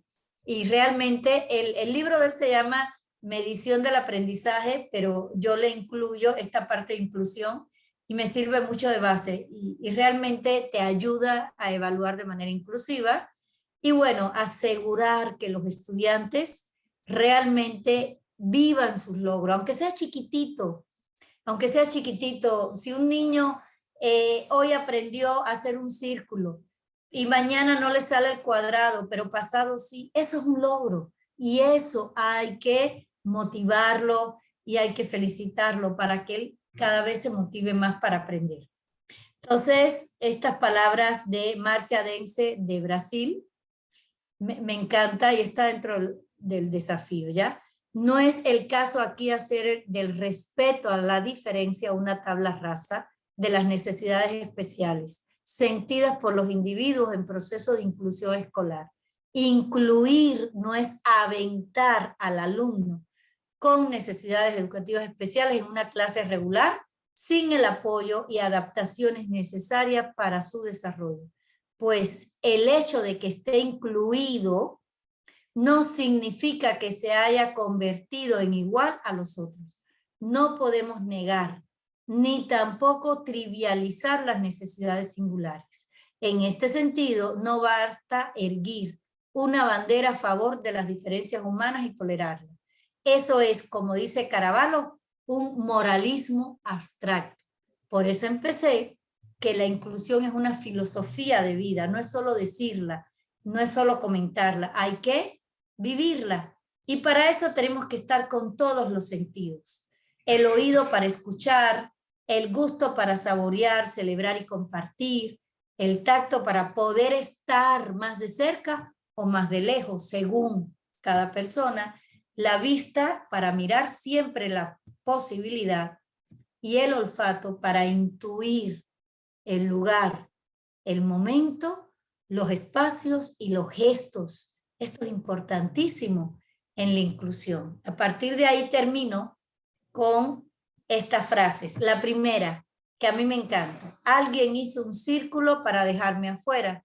Yo hice uno más grande para incluirlos a todos. Cuando reconocemos y promovemos los derechos de los más débiles, estamos reconociendo y promoviendo nuestra propia dignidad. Te invito a ser un agente multiplicador de una vida construida en los sueños y concretadas en el amor. La inclusión es totalmente posible. Así que seguimos caminando. Muchas gracias, espero haberle dado elementos para prepararse y hay otros elementos que ahí están en la presentación para que ustedes sigan preparándose en este tema de inclusión y de equidad y sigan profundizando. Me quedo a sus órdenes para si hay preguntas y muchísimas gracias Ricardo, Lupita, por permitirme compartir un poquito de esta parte que me apasiona. Muchas gracias. Gracias a ti, Judith. Maestro Ricardo, ¿cómo está? Sí, no, Judith, muchísimas gracias, encantadora como siempre tu plática, muy nutrida, muy, pues, ¿qué te diré? Siempre hay algo nuevo que aprender contigo en cada sesión que estoy, parece que digo, ¿y ahora con qué nos va a salir? Y siempre es algo que nos deja, la verdad, un buen aprendizaje. Esto de la inclusión, de la equidad, de la interculturalidad, un tema tan en boga. Todos hablan de ellos, todos hablan de ser inclusivos, pero muy pocos en realidad tienen ese cambio actitudinal en relación a todo lo que es la inclusión y la equidad. No se debe quedar, como dice Ricardo Arjona, en un verbo, ¿sí? La Y inclusión entonces yo la vamos, veo como algo, perdón, no es algo que se aprende, es algo que se vive. O sea, la inclusión es sí, yo cuando trabajo, bueno, cuando lo veo el tema, le digo, chicas, es que no es, claro que hay que tener información, toda la posible, pero esa no lo puedes poner tu planeación, actividades diversificadas, actividades incluyentes, y ahí pueden estar hermosamente bien plasmadas, pero eso se vive, se ve, es parte de la vivencia. Por eso el reto tan grande, porque como sociedad no somos una sociedad inclusiva.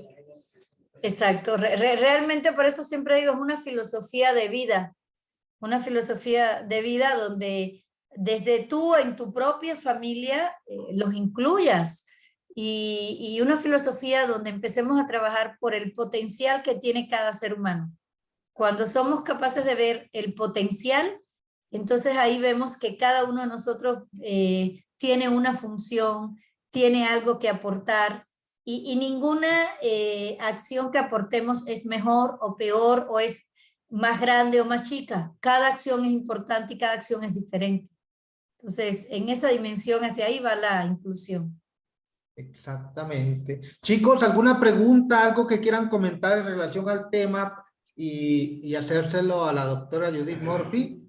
¿Están abiertos los micrófonos o en su defecto? Póngalo en el chat, vamos a ver qué nos están diciendo. Y nos dice, bonito, bonito, bonito, yo tengo el rey, excelentísimo e inigualable. Perfecto, muchas gracias. ¿Alguna pregunta, chicos, sobre inclusión, sobre equidad, interculturalidad, que va todo muy ligado? Ahorita Miren, la mentada interculturalidad crítica. miren, les voy a hacer cuando yo empecé a trabajar con niños con trastornos del lenguaje en Cuba, mi directora, que después fue mucho tiempo directora de educación especial a nivel nacional, yo me acuerdo que yo empecé a dar clases con los niños, yo tenía 19 años y salía llorando de mi salón. Yo decía, ay, yo no sé enseñar, no van a aprender a leer, y lloraba. Y mi directora me decía, a ver, siéntate y observa. Y mi directora me enseñó así, era de las directoras no de papel, sino decir, siéntate que yo te voy a enseñar. Cuando desde ahí los directores son los primeros en formar in situ a los maestros, desde ahí el maestro empieza a ver que las acciones para la inclusión son posibles, porque la directora me lo enseñaba. Y después cuando yo me acuerdo que todos los viernes había que entregar las libretas con las planeaciones. Y ella las revisaba y nos decía así, maestro, a ver, increíble, decía, en tu salón tienes 13 alumnos, por poner un ejemplo, tienes 13 alumnos. ¿Qué vas, Juan, María, Pedro, José? Ya pusiste las acciones que vas a hacer con ellos. ¿Y dónde está David? ¿A David cómo lo vas a tratar? Ahí no está. Entonces, cuando tienes desde un directivo que conoce a los niños, que te enseña cómo hacerlo y que te da el ejemplo, desde ese liderazgo educativo, ya tú como maestra lo sabes y te comprometes y dices, bueno, a ver, me están enseñando, me están formando, pues lo voy a hacer yo también. Entonces, ven que esta atención va desde arriba, desde ese liderazgo. Imagínense que en los consejos técnicos se determinen acciones de inclusión en las escuelas, pero acciones de inclusión que estén contextualizadas a esa comunidad, a esa escuela, no de lo que me diga la SEP está en otro lugar y no está en mi escuela, no tiene ni idea de lo que pasa en el salón, pero el directivo sí, los maestros sí. Entonces, ahí es hacia donde hay que ir, consejos técnicos que realmente sean didácticos y no administrativos, para que de verdad se lleve a cabo consejos técnicos donde todos los maestros sistematicen sus prácticas, hablen de qué están haciendo en sus prácticas educativas para incluir a los alumnos. Y entonces Lupita da su ejemplo, Blanca da su ejemplo, Janet da su ejemplo, yo doy mi ejemplo y entre todos aprendemos. Y esa manera de incluir a todos es inclusión con los estudiantes, pero inclusión entre los maestros. Lo que pasa es que a veces, pues no lo hacemos. O quienes nos dirigen tampoco tienen la idea de cómo hacerlo. Y eso, entonces ya no, como decía ahí, la responsabilidad de la inclusión no es solo del maestro. Es de los directivos, de la comunidad, de los padres y del maestro. Entonces, pues a tus órdenes, este tema que daré en el Congreso, que se llama Enfoque Individual y Diferenciado, es una estrategia buenísima para hasta con 50 alumnos trabajar, que es tan difícil. Porque se habla mucho de inclusión, pero no de condiciones en las escuelas, ni de apoyos a los maestros. Entonces, es esa gran dicotomía, ¿no? Me exigen aprenderme esto, pero no me dan estas condiciones. Entonces, pues sí, también hay que entender a los maestros. Es muy difícil una inclusión en aulas de 50 estudiantes. Ahí primero hay que ponerle la medalla al maestro. Y después lo otro. Sí, no es fácil. Tenemos una herramienta, te decías tú, allá está la SEP, pero la de la puerta para dentro de mi aula, pues yo voy a hacer con lo que tengo, todo lo que pueda, porque mi alumno no sabe de que no hay recursos, de que no hay formas, y yo sí sé de que hay estrategias para incluir. Exacto. Entonces, bueno, pues ahí este tema no fue tanto de estrategia, fue más de entender estos conceptos y de la historia de estos conceptos. Pero más adelante, por lo que plantea Blanca, más adelante puede haber un tema de estrategias, ya de estrategias. De hecho, en la normal de Campeche, en el Instituto Campechano, di un taller sobre estrategias para la inclusión. ¿Ya? Entonces, porque sí, charla, y tú tomaste un tema, igual lo dejo también para cerrarlo y para reflexión. En Consejo Técnico, en esta 8ª sesión, venía una pregunta que decía, ¿somos escuelas inclusivas? Y todos, la mayoría, contestamos que sí. Y cuando preguntaba, ¿por qué? ¿Cuál es la respuesta? ¿Cuál es el argumento? ¿Por qué sí? Pues todo lo que decíamos eran acciones o son intentos, pero es una pregunta para la reflexión. ¿Soy un docente inclusivo? Retomando toda la información que tú nos diste ahorita, pues es una pregunta buena para la reflexión. Entonces, bueno, pues de mi parte, muchas gracias y quedo atenta, como siempre, Ricardo, Lupita, Janet, a las tareas que ustedes nos pongan. Muchas gracias. Claro que sí, muchísimas gracias, Judith. Gracias. Excelente fin de semana. Bye. Gracias. Gracias. Chicos. Te avisaré cuando vaya para Durango. Bye. Muy bien, bye. Chicos, pues bueno, con esta actividad cerramos la sesión de estas sesiones que iniciamos el día 20 de junio, cerramos hasta el día de hoy. Hoy, pues los vamos a seguir invitando, vamos a tener la segunda etapa de capacitación con ustedes, obvio, los que gusten y continúen con nosotros. El enfoque que vamos a tener en relación a la siguiente etapa va a ser como tipos reactivos. Ya sí va a haber temas de conocimiento de nivel 1, pero nos vamos a ir hasta el nivel taxonómico 3, que es aplicación de ese conocimiento, y ese lo vamos a trabajar con base a la resolución de reactivos. ¿Sí? Tema 1, muchos ejemplos de reactivos para que ustedes se vayan familiarizando, porque ya el conocimiento ahorita se los estamos dando, ya los tienen. Simplemente ahora es reforzarlos con toda la información que les dieron los asesores. ¿Qué es lo que va a seguir en la siguiente etapa? Ese conocimiento lo vamos a trasladar, pero ahora a puros ejemplos prácticos como tipo simuladores que tentativamente puede ser que vengan en su evaluación. Ustedes saben que entre más se familiarice uno con las respuestas o cómo vienen los reactivos, pues obvio, vamos a ser más asertivos nosotros al momento de responder.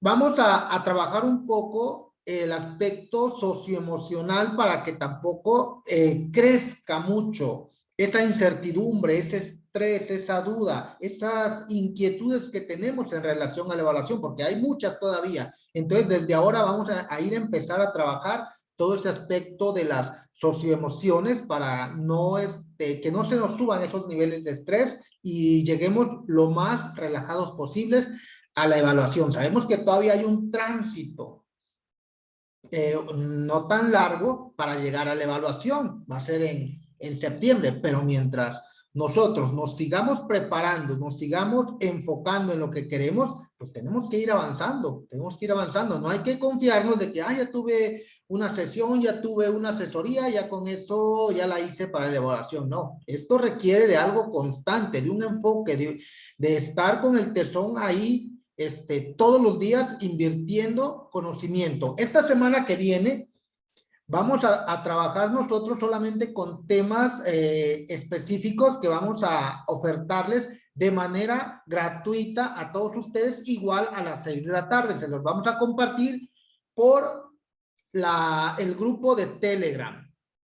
¿Sí? Por ahí les vamos a compartir la liga de las sesiones que vamos a tener. Vamos a dividirnos los temas y ahí les vamos a estar orientando esta semana completamente gratuita. Pero ya a partir del 11 ya va a volver otra vez la ronda componentes que van a orientarlos ustedes en ese aspecto que les acabamos de decir. El Drive ya están cargados los archivos y el material que les podamos compartir. La sesión de la doctora Judith apenas la vamos a descargar y la vamos a subir también ahí.